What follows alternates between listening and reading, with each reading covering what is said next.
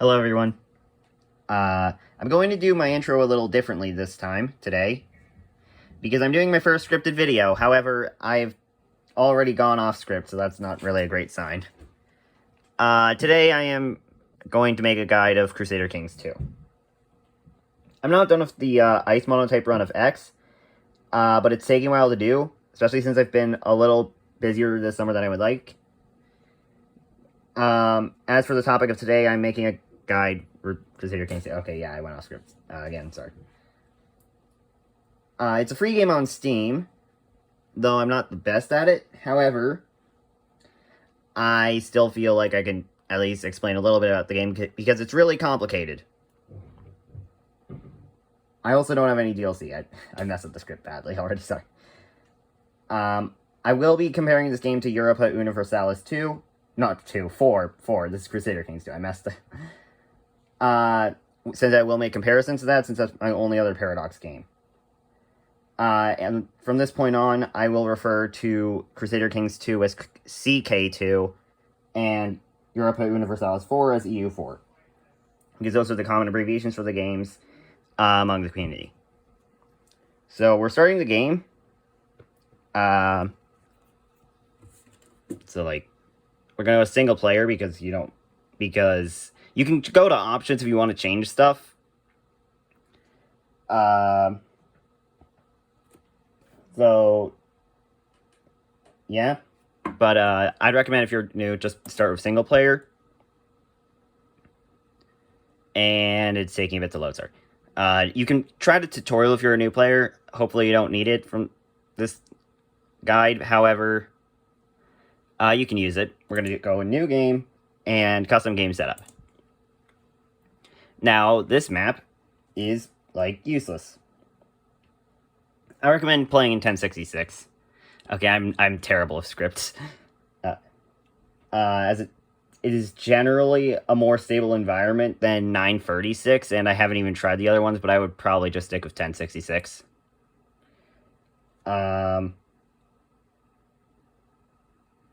If you are in 936, I recommend you play the Kingdom of Mumu, which is also, but I'll go into that a bit later.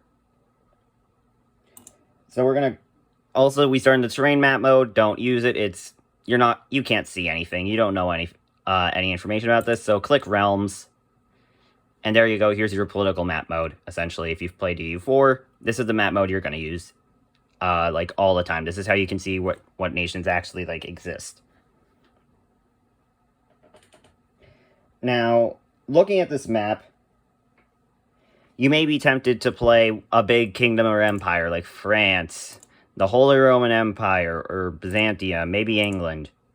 However, I would not recommend that. Specifically for England, you're about to be invaded by Norway and William the Conqueror, in which case you are going to lose because, well, they have an army, they have 5,000 more men than you in the army.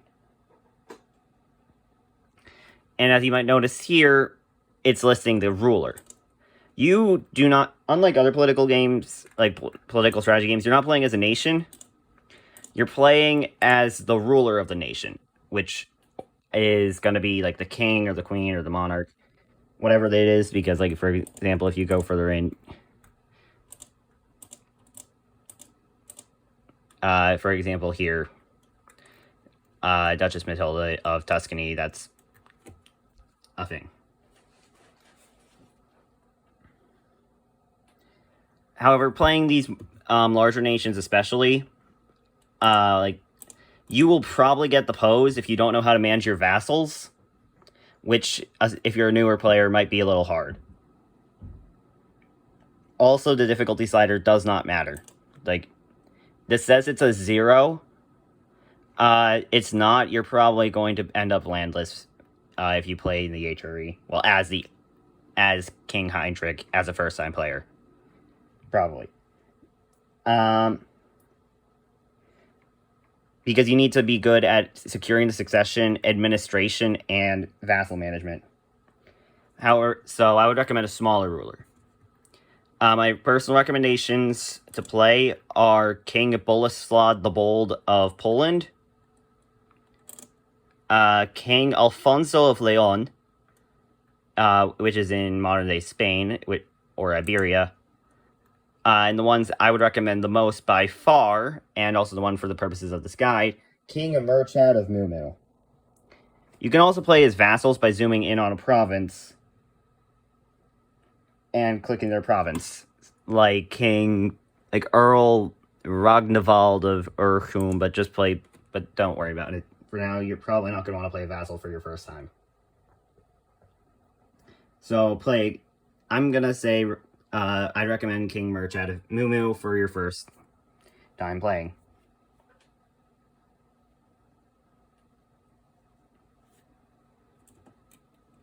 Press play.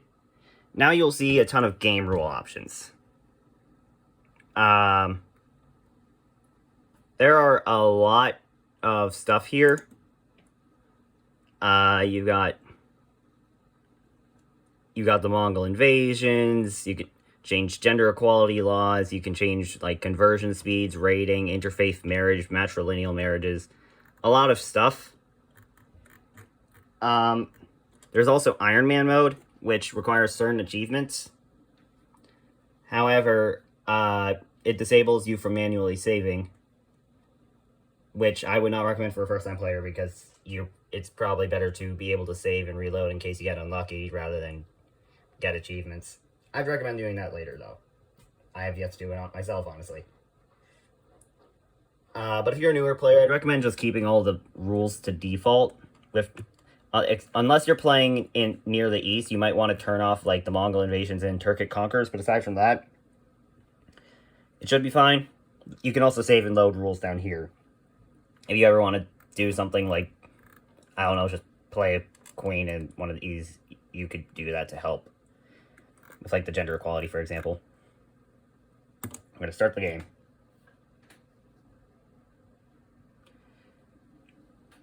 Gonna load.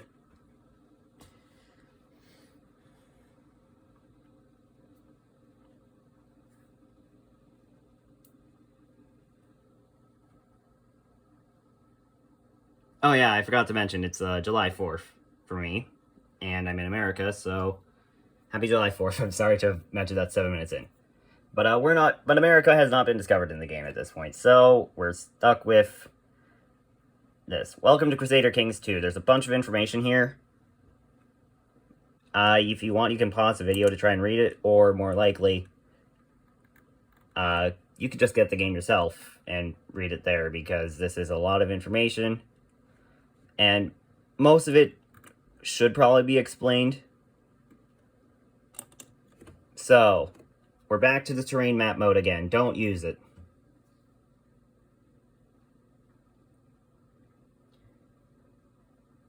Now, the first thing we shall do is go to the map modes down here and click Realms.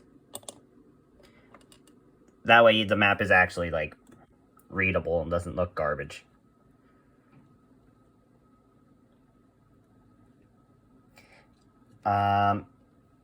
You can also probably see that there are many more map options.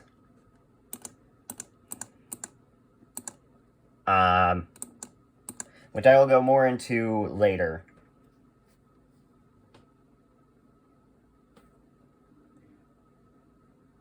Actually, oh wait. I don't even know if I will, because this is a lot to go. There's a lot to go over. I might have to make a second video for this if I want to go over that. In the top left of the screen, you can see your ruler, King Murchad of Mumu.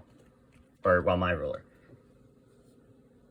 Murchad will always be a tough soldier, which is this trait right here. And he will always have a son with the same trait. However, the rest of their traits are random. So, he's Roth, which means he's good at he's better at martial and worse at literally everything else. He's a better soldier, but that's it. He's worse at army. Stubborn. He is better in combat, and people don't like him. He's lustful, so he's more like he's gonna have more children. However, he's gonna have less piety. He also has the church likes him less, and he gets +1 to intrigue.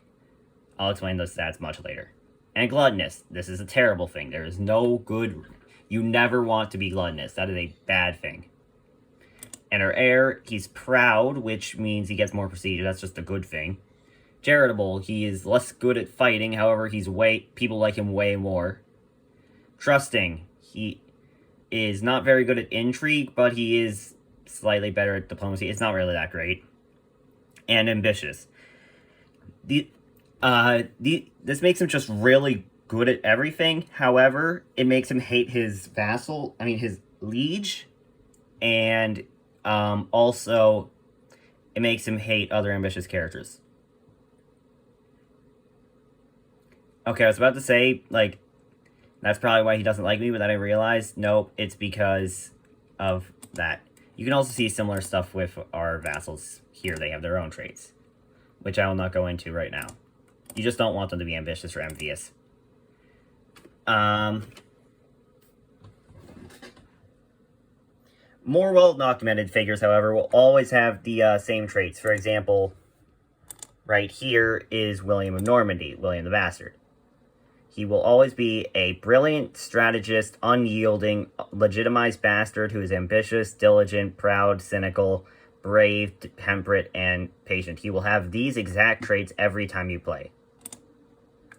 Apparently, King Philippe does not. I don't remember exactly what happened to him in history. I think he probably just died at, like, age 15. Or something. He probably, like, became king and then shortly after died after having, like, a child. That's probably what happened. I'm not sure what my memory is about French history. Now, playing as Brian... Wait, no, not Brian. Brian's my heir. Murchad. The first thing I always try to do is to get my heir, which is Brian McMurchad. Brian, I guess, at the top. Get him... which is for him to be married, because you need an heir, and if you don't have an heir, you lose. There are a few ways to, like, arrange a marriage. First is to right-click on a character. If they are your vassal, you will get all of these options. You can award them an honorary title, send a gift, arrange a marriage, sign a guardian. This is not really useful if they are not a child. So here you can see the eligible woman in your own realm. As you can see, there's not much. You can also arrange a betrothal if one of the people in the marriage is under 15, which is apparently the age of consent in medieval times, if consent means getting married off for political benefits by your parents.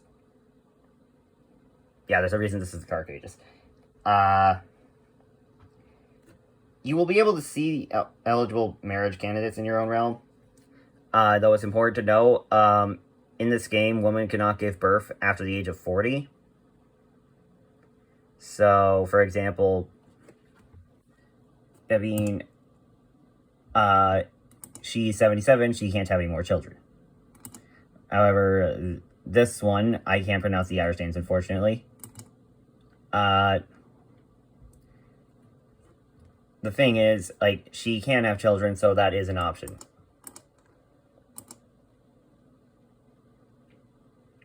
There's also the arranged marriage button down here, which will display,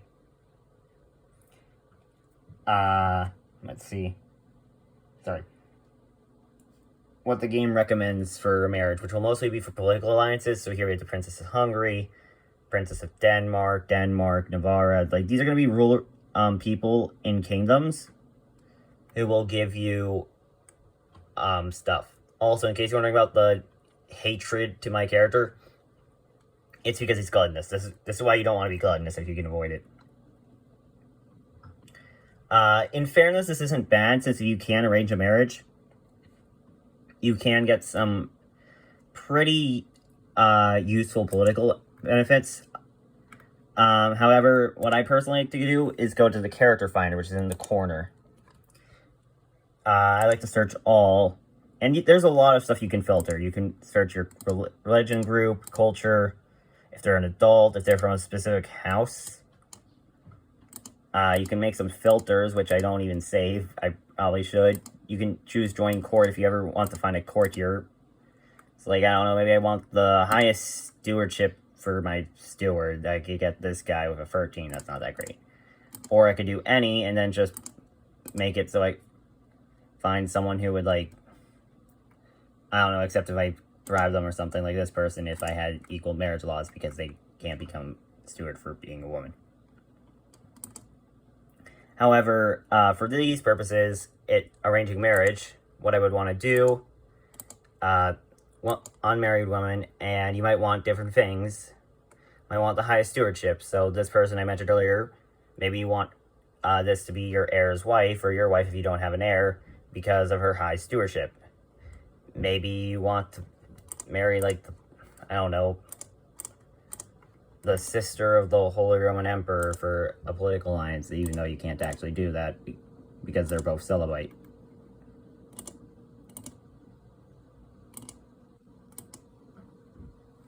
Yeah. You can't really do that. That's something.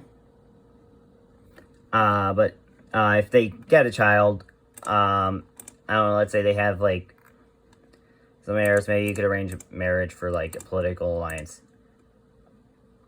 However, what I like to do is search for, like, character traits. In this case, you might want the trait strong. I can't type. Strong.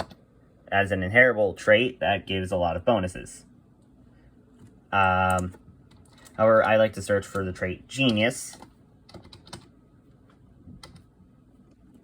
which, if I limit it to only people in Diplo range, is going to be Veronica Foix. This is a character who exists in the 1066 starting gate all the time, I think. And I generally feel the chance of getting a genius heir is worth, like, the cost it can incur to, like, do it, because because if you're playing and you might need to send a gift like this, and then you can invite the court,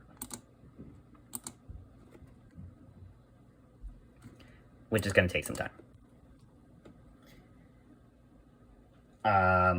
Though, while you're here, at the top right, you can choose an ambition. I wasn't sure how to explain this. You can just choose something you want to do. Like, get married, you get rewarded with 10 piety. Sometimes it gives a bonus. You want to raise stewardship, you might get an event that raises your stewardship, or if you want to, I don't know, like, if you want to get a specific child, it increases the chance that you're going to have children.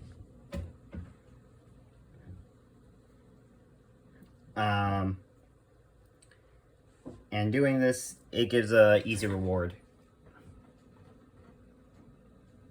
At the top right of the screen, you can see the treasury, prestige, piety, the main size, vassal limit, the date, and the speed. If you look closely, sorry if it's a bit hard to see. You can also see the messages, but don't worry about those. They're not that important. It's just gonna tell you if stuff happens. You can change the speed, which if I unpause this arrow right here, that's the speed. So I move speed 2, speed 3, speed 4, speed 5. As you can see here, Veronica has just arrived. I like to play on speed 4 for newer players. I might recommend speed 3 or 2, maybe 4. I would not recommend speed 1 as it is extremely slow, or speed 5, which is extraordinarily fast. Don't be afraid to lower speed if, like, something bad is happening. Like, I don't know, maybe you're having a succession crisis. Or you could raise the speed if nothing is happening for a long time, like if your realm is secure and you're just waiting to get some money for a claim or something. For your treasury, there are no loans in this game, and if you go under 0 and you go into the negatives, your army is essentially going to stop working. Like, no, they'll still exist, but they won't actually win for you. You're gonna lose, like, every battle, unless you outnumber them, like, 100 to 1. If you're an EU4 player, it's kind of like the Ming with 0 mandate. Avoid going bankrupt, and you should be fine. Prestige is how respected you are. Specifically among secular characters, which is to say everyone who isn't religious. In your, like, not even that, it's everyone who isn't a clergyman in your realm. So or just clergymen in general, so, like, it also affects the Pope. It's also a currency that you can spend in some cases, such as, oh yeah, for creating a title. Piety is similar, but it's less useful, as it only affects religious characters, which are less of a factor, and importantly, it can also be used as a currency with the Pope, if you're Catholic, and it might be used in other things as well. I wouldn't worry about it too much. You really just don't have to worry about it. You can spend it on holy orders, which I'll talk a bit about later, except I won't because I don't know how they work. I think, like, you just spend piety, and then you spend some monthly piety to summon a lot of soldiers who will fight enemies of other religions, but that's not helpful in Ireland. That's going to be more helpful if you're playing as Leon, Alfonso of Leon, or Boleslaw the Bold, if you choose to play those other two, which I would recommend after playing Mumu first.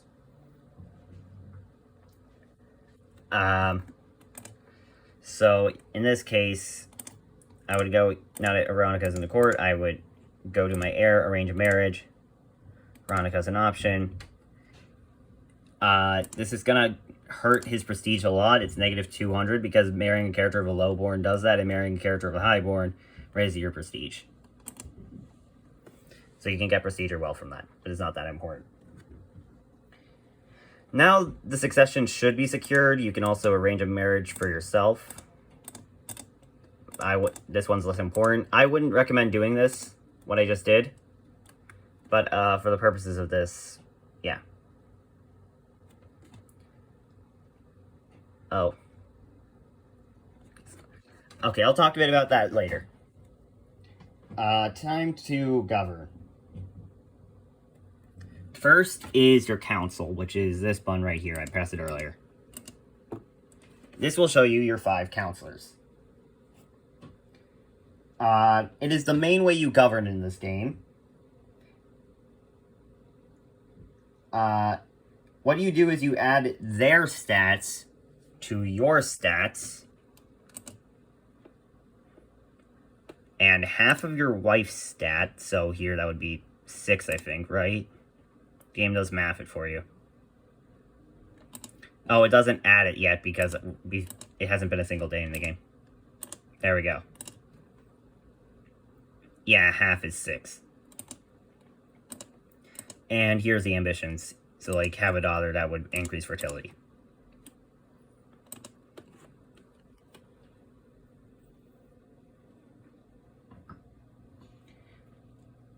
And that will give you your state stat, which I'll talk about later. Oh, hey.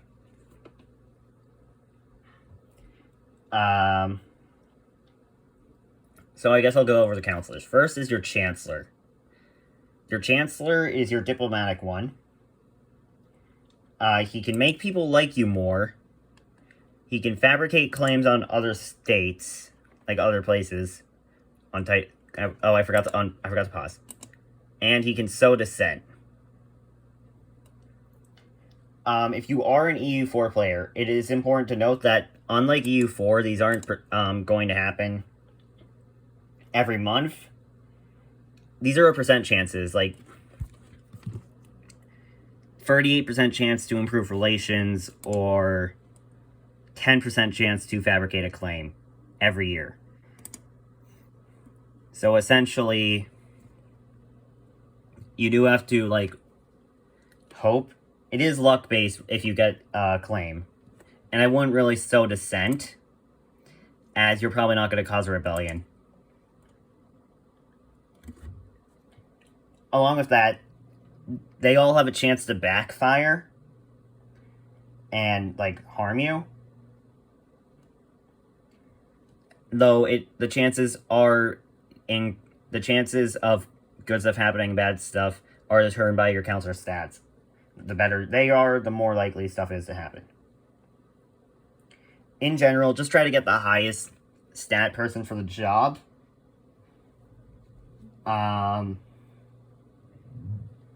Also, this is another thing I just remembered. Fabricating claims. When you fabricate a claim, it's not tied to your nation. It's tied to your ruler. So let's say I fabricate a claim on this province right here. If I die before I get this province, I will lose that claim, and my heir will not inherit that claim. So, like, for example, now there are other ones, like, you might have a strong claim to another kingdom, like, Leon, which means you can't inherit it.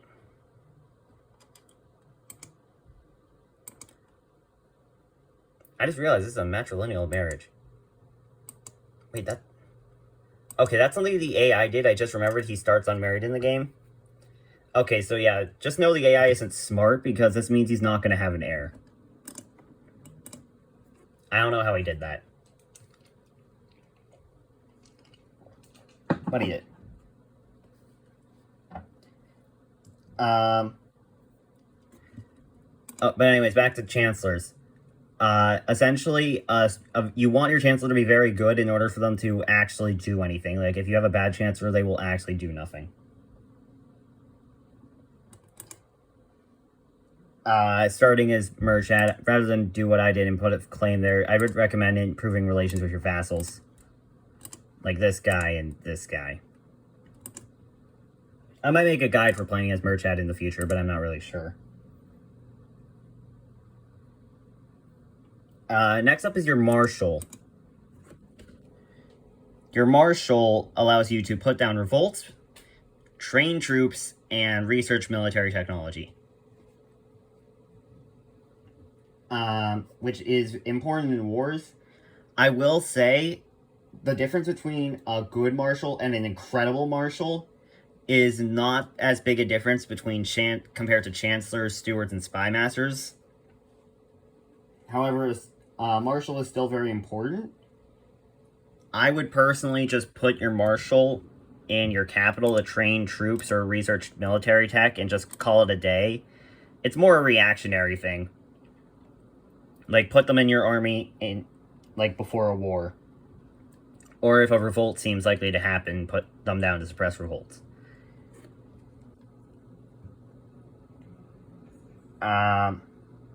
Next up is the steward.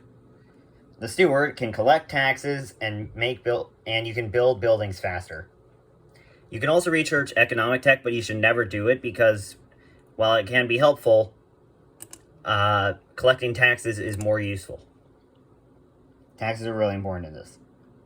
So really just go collect taxes and swap to construction whenever you're going to build something.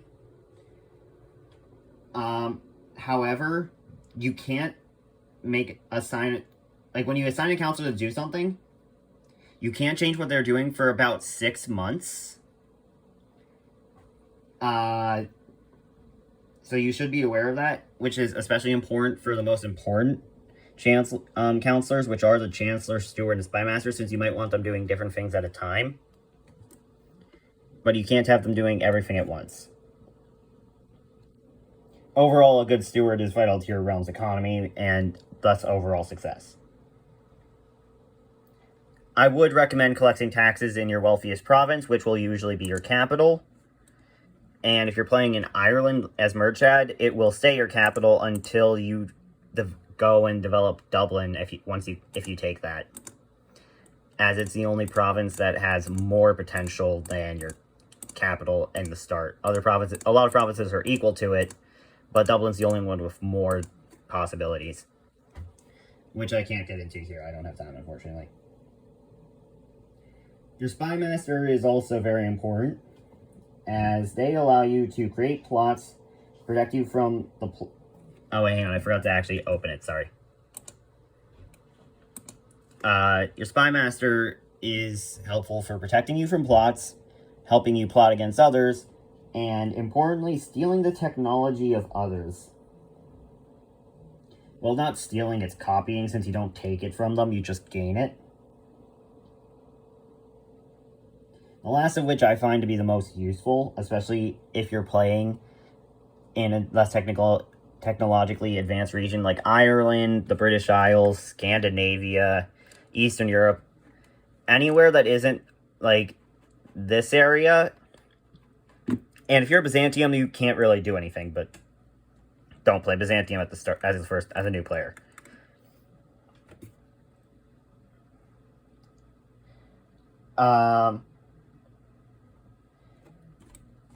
Yeah.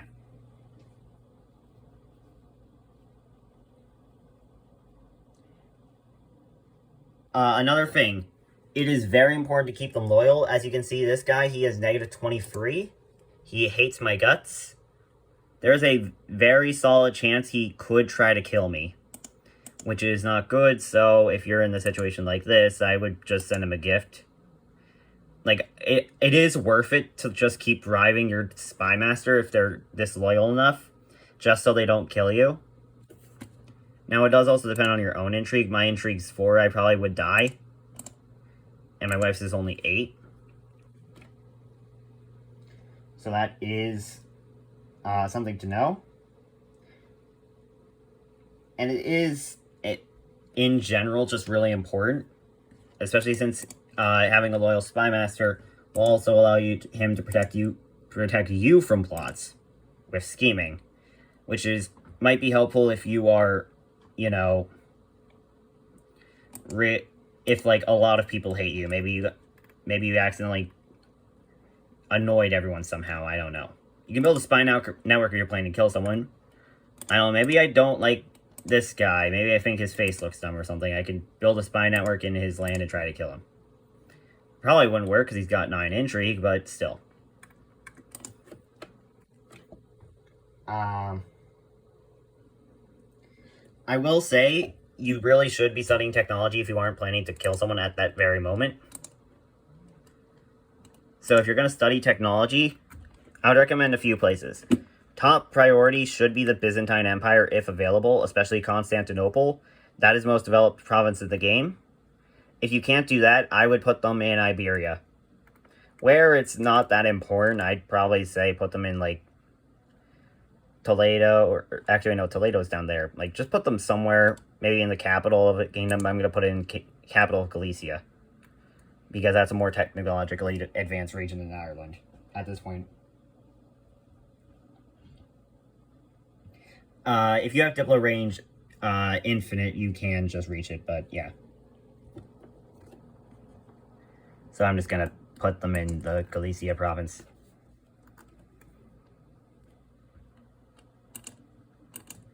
There you go.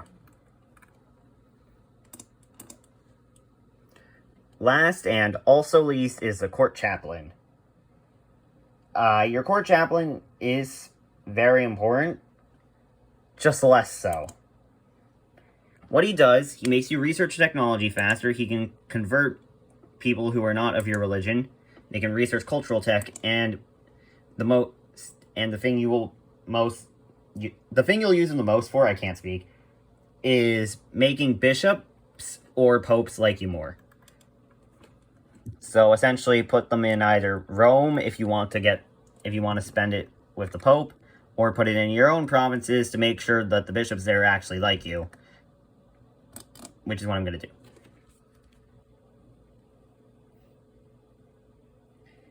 Always have one, but honestly, I can't really say anything for them. They're by far the least important, even if they don't like you, like this guy. It's not that much of a big problem. Next up are minor titles.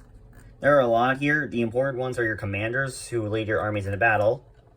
Your cupbearer, which is notable for being the position that is the most able to kill you. I would normally put this to your heir. I'm not sure if I would do that right now because my heir hates my guts. So if you don't want to do that, you could also just make it like, oh wait, nope. Yeah, no, I don't really have an option. I just remembered you can't make a woman your cupbearer unless you have gender equality set to equal. I'm still going to set it to him because it's going to make him like me more.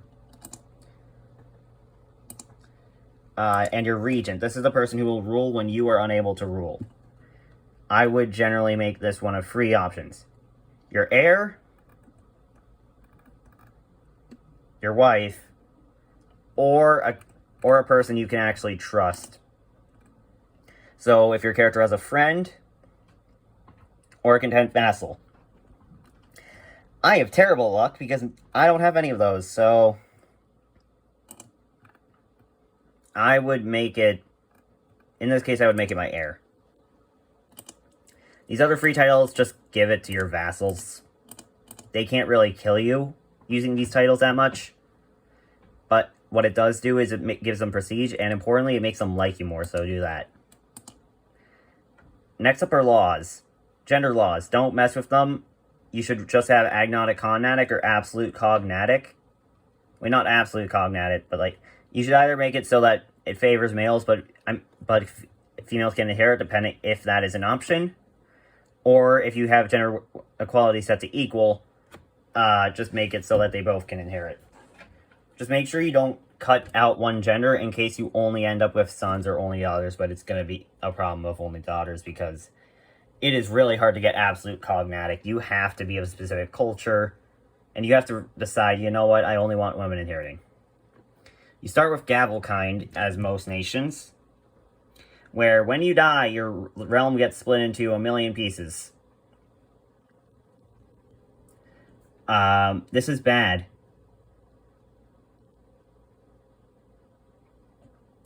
Which is not really good. I would recommend getting primogeniture, if you can. If you are playing as Merge out of Moo, this is easy. You just reign for 10 years, make sure none of your vassals hate you, which is really hard for me, because my traits were terrible this time. And you can enact it. I would even bribe people for it. If you're not independent, if you are not independent, like William of Normandy, or you are a king, like Alfonso of Leon, you have a much bigger problem on your hands. The reason for that is,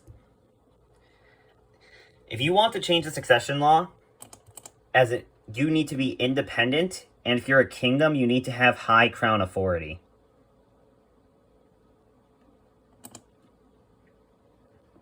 That's it. Crown authority would be here, in civic and religious law. But that's not an option if you are a duke, because we are a duke. I forgot to mention that. You can see what title someone has by looking at the rim or the crown. That's a duke's crown. That's a king's crown. That's a king's, emblem. That's an emperor's crown. That's the emperor's portrait. A lot of emperors are going to be like that.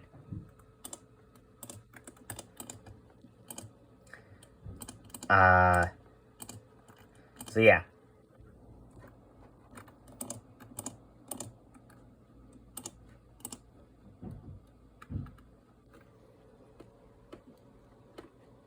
Isn't that something? You can also change religious law to does the Pope appoint your bishops, or do you appoint your bishops?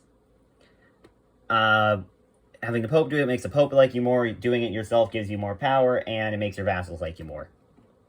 Centralization is whether you can hold more stuff, or you can have more vassals. I like to raise this as high as possible, so it's easier to secure succession if I own everything.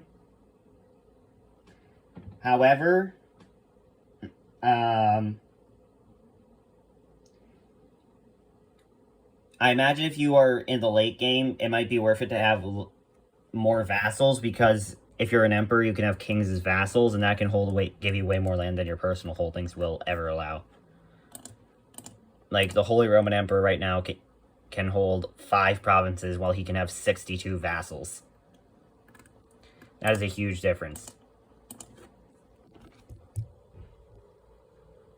For comparison, 5 provinces is not even the entirety of Ireland. Like, that's 4 provinces. You could own those 4. He could own these 5 provinces directly. It's barely a duchy.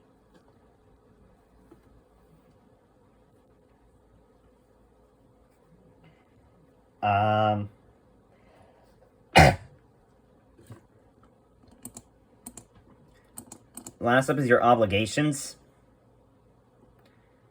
This is how much you have to get paid in levies, which is soldiers, or taxes, which are money. And each of these is the type of vassal. So this affects your religious vassals, this affects your city vassals, and this affects your feudal vassals, like the lords. Technology. I'm gonna have to, like, just... I can't actually read the script. Sorry. It's really long. I'll just, in order for a reasonable time frame, I'm gonna have to speed through this, sorry. Technology. This is gonna be... Don't worry about this too much, honestly. Like, it is very helpful. However, it goes up very slowly, as you can see. Just send your spy master, and when you reach a high level, you should buy these. The only things to note are that trade practices without DLC are not worth it, though if you have DLC, absolutely get it. It is going to pay itself back quick. And shipbuilding is mostly useless because there's no naval combat. Fleet levies. This is transports. There's no naval combat. Armies. This is your personal army up top. This is your vassal's army at the bottom. You can also call your allies right here. Mercenaries cost a lot of money, but are very high quality. I'd only really get them in an emergency. And holy orders don't exist yet. I already mentioned them a bit. They cost piety. Intrigue. This is the menu you want to worry about if you have a high intrigue. Or if you have a low intrigue, you want to worry about it. If you have a high intrigue, this is the one you use. Here you can just order a lot of people to die. For some reason, it says something different if your spouse is to be killed. You can also revoke titles. You can also see the other people's plots against you. You could auto-stop them. I wouldn't recommend it. You might be able to get some use out of it if they don't. I think without DLC, you might be able to blackmail them or something. I mean, with DLC. Prisoners. If you have any prisoners, you can... They're going to be here, and there are a few things you can do with them. You can release them from prison, which is merciful. You could banish them or ransom them if you want some money. Or if you want to get rid of them without taking option number 3, killing them on the spot. Which will make a lot of people dislike you unless you have a good reason. You can also just put them in house arrest, which is like light prison light. Or you can throw them in the oblit, which is like executing them but not. Threats. Don't use this. Use the next menu. But first we have decisions. Do not press these immediately like in EU4 because these are renewable. You can press these decisions a lot. There are a few decisions that are one time. Like, I mean, some of them are going to have, like, can only happen once. Or it can only happen every so often. Like, holding a summer festival can only happen in summer. And you can only do it every so often. And you can only form kingdoms like forming the Kingdom of Ireland once. You can't form it multiple times, obviously. You could reform it, but you can't form it. If you've already formed it once. Factions. This is where you can see if people like you or don't like you. Wait, no, that's the wrong thing. This is essentially if people are plotting to do something against you, like trying to overthrow you. Sorry, it's like, I've been doing this for so long. If they're trying to change your crown laws. I don't know, maybe they just don't like your face and decide they like your brother more and they want him on the throne. You can also start a faction if you are a vassal, and your vassals will only consider your strength. This will show you how strong they are relative to you. They can't actually demand anything until they have equal strength to you. However, it does not consider your allies, so if you ally France, you're probably fine, for example. So yeah. If you have a strong ally, you're good. Oh, I should explain alliances briefly, because I forgot to mention that in the script. If you see a nation, what you can do is you can, like, arrange a marriage or betrothal or something. I don't know. Like, I'm just going to put this guy. He's not going to accept it, but if he did, it would give us a non-aggression pact, and then I could right-click on the King of France and ask for an alliance right here, which only lasts for your ruler's lifetime. And it's really punishing to break the alliance compared to EU4. In EU4, you lose free Diplo rep and some prestige, and that's about it. Here, you're going to lose, like, 7,000 prestige if you break the alliance. Because you can go, because also it's not out of 100 like EU4. As you can see, I have negative 141. It can go really low. Think of it as basically infinite. The religion tab, you can see how much the Pope likes you, how much the bishops like you, and how much they like the Pope. The more they like, if they like you more than the Pope, they'll pay the tax to you. Otherwise, they'll pay to the Pope. Here, you can spend piety to request a divorce, request an invasion, which is casus belli, or a case for war. Basically, this allows you to declare war on a kingdom that is of a higher title to you. It's like, theoretically, I could request an invasion of this. Also, you can't declare war without a casus belli compared to EU4. Sorry for not mentioning that. And if I beat him, I would inherit the title King of Scotland. I have done that before. However, and you can also request an excommunication. In case you're wondering the reason I was able to do that, the Pope won't accept unless you have a really good reason. In my case, it was because he was excommunicated. Assume this will only work if they are excommunicated or they have, like, every negative trait possible. Like, they've got 0 diplomacy, negative, like, 2,000 piety, they're lustful, they're gluttonous, they're rough. Okay, yeah, my character has a really good chance of getting excommunicated if I do anything wrong. Just get better stats than me, okay? These are terrible traits to have for the most part. The only good one here is wrath. I mean, lustful can be helpful, but, like, wrath is the only one that I would consider useful for this circumstance, which is for fighting. Finally, I forgot another thing. I forgot one thing. Moral authority. This is something that is easy to forget and not explained very well. What this is essentially how respected a religion is. If this is too low, you'll start dealing with heresies, which will hurt stability. And it'll also just make you less respected. In general, this should be a high number, or else you're going to have a lot of problems, such as if there's an anti-pope, or if you lose some holy sites. In this case, the main one you might lose is Santiago, which might get lost to the Muslims down here. If that happens in your game, just be aware you might have to deal with some heresies. Or if you want, you can be a heretic. Finally, societies. Societies, they don't exist. You need DLC in order for them to do anything. So here is your title. You can click on this menu right here. And you can see what I have. You can see my vassals. You can see my money. The main one I would like to use this for is de jure, where you can see the provinces that are part of it. So, for example, Desmond, this is the Irish name. I don't know how you change the title names, but there is an option for that. He is technically, by law, my vassal. He, in practice, is independent, however.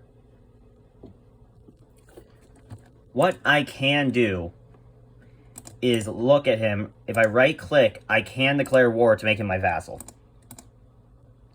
Now, this would be a bad idea right now, because I only have 80 more men than him, and my army is not of high quality. And this is a defensive war, so he has the advantage. Defender's advantage. So I wouldn't do that right now, but you can do that. You can also see what titles you can form this way, I forgot to mention. So at the top, you can see the Kingdom of Ireland. I'm de jure part of the Kingdom of Ireland, which is a title I can form if I have enough stuff. And the Kingdom of Ireland is de jure part of the Kingdom of Britannia, which is another way of saying it's Great Britain. If you're the King of Wales, Scotland, Ireland, and England. I think playing Ireland's, from what I understand, playing Wales is really hard, but I don't know. Maybe it isn't.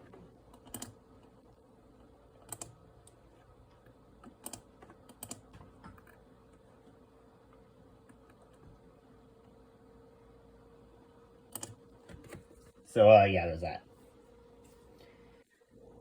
I forgot to go over my traits. What these traits are.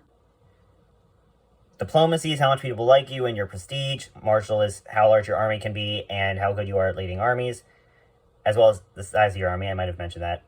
Stewardship is how many taxes you collect and how much land you can hold. Really good. This should be high. Intrigue is how good you are at not dying and how good you are killing people.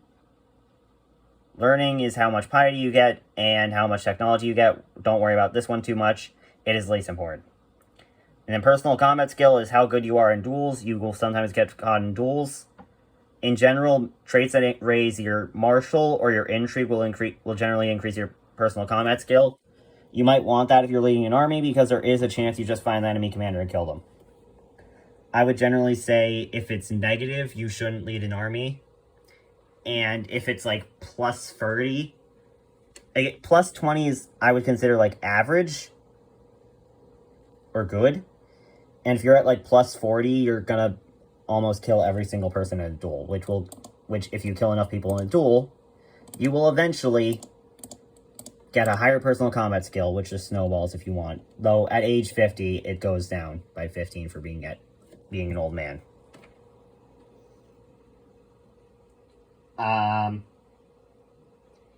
Oh, I might as well mention, you can click on a province to see its ruler. You can also see the buildings right here. So you can see the stuff to build, as much as it costs and the time it takes. You generally want to build stuff just to, have a larger army or more money. And these are your vassal stuff. These will have more. In case you're wondering, this is why Dublin is the most developed in Ireland. It has 4 of the possible ones. Here this only has free max. So I would recommend that. You can also build a fort, but don't worry about it too much. Sorry if that was a little quick at the end. I might make another guide later on to go over stuff I missed. I'll probably leave the pinned comment. Actually, not a pinned comment. It might be a pinned comment. Of maybe some links to some other resources for this. I'd recommend checking the wiki for this game if you want to get better at it. Along with that, I could also answer some questions in the top comment if there are any that you guys have. This was a very large project for me, as you can tell by the video length.